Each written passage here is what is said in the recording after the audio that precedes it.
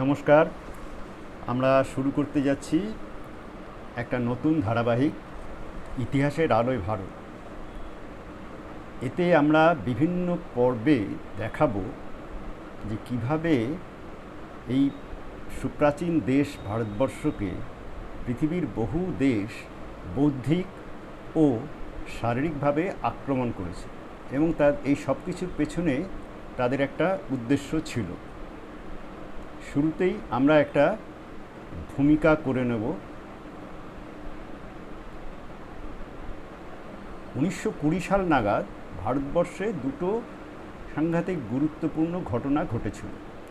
ঘটনা দুটো প্রাতিষ্ঠানিক ইতিহাসেও গুরুত্বপূর্ণ বলে চিহ্নিত হয়েছে, কিন্তু ভুল কারণে।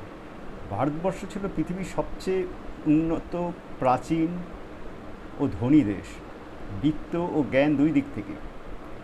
এই দেশের উপর সেন দৃষ্টি ছিল অনেকগুলো দেশের, যারা প্রাকৃতিকভাবে তত সমৃদ্ধ ছিল না, কিন্তু দৈহিকভাবে সবল ছিল।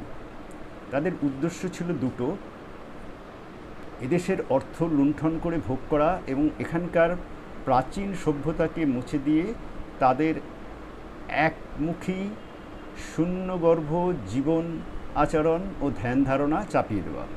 এই কাজের গোড়াপত্তন হয়েছিল 712 খ্রিস্টাব্দে মোহাম্মদ বিন কাসেমের ভারত আক্রমণের মধ্য দিয়ে। তার রাজনৈতিক কর্তৃত্বে রূপান্তরিত হয়েছিল মোহাম্মদ ঘুরির বিজয়ের মধ্য দিয়ে। ক্রমশ ভারত সভ্যতার উপর লক্ষিত আক্রমণ শাণিত হয় দাস, খিলজি, তুগলক, লোদি ও সর্বশেষে মুঘল আক্রমণ। কিন্তু এদের আক্রমণ ছিল ব্যাপকার্থে বাহুবল ভিত্তিক।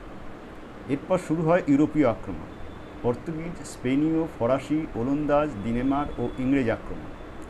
এখান থেকে শুরু হলো দৈহিক আক্রমণের সঙ্গে বৌদ্ধিক আক্রমণ।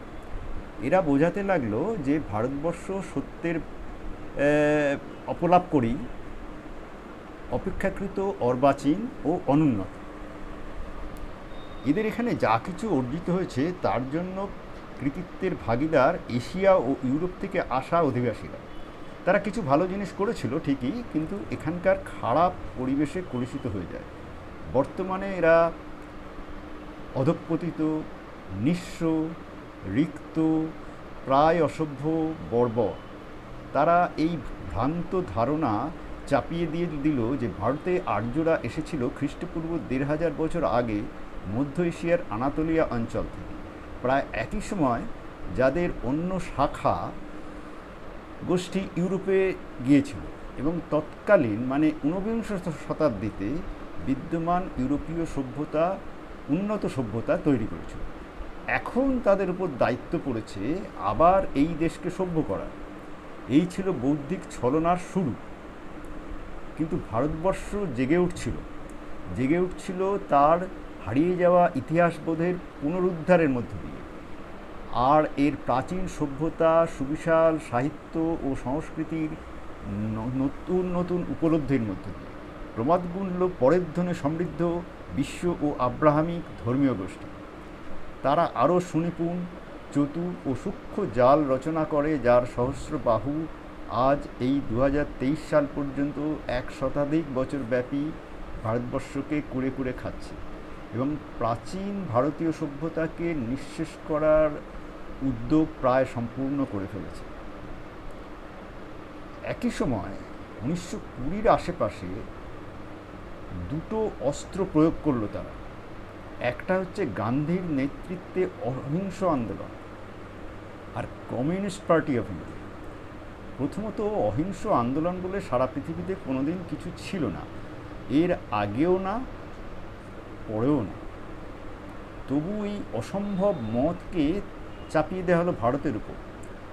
কারা চাপালো না? যা ভারতবর্ষকে সব রকম হিংসে দিয়ে শোষণ করেছে, আর যার মাধ্যমে এই তথাকথিত অহিংস আন্দোলন চালানো হলো, তিনি না কোনোদিন আন্দোলন করেছেন, না অহিংস ছিলেন। এর বিপরীতে শুরু হলো বিদেশের মাটিতে জন্ম নেওয়া এক সম্পূর্ণ বিদেশি ধাঁচের ভাবধারা, এবং সেটা আবার অহিংস।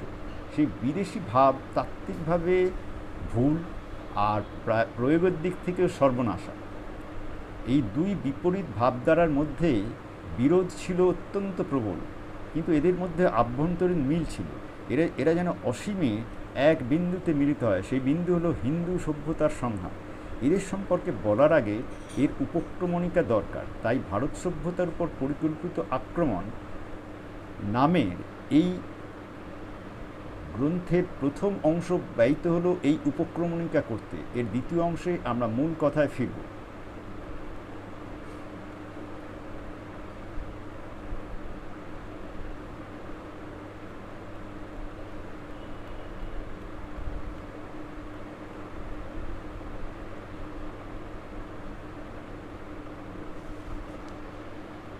আপনাদের যদি এই ভিডিও ভালো লেগে থাকে তবে শেয়ার,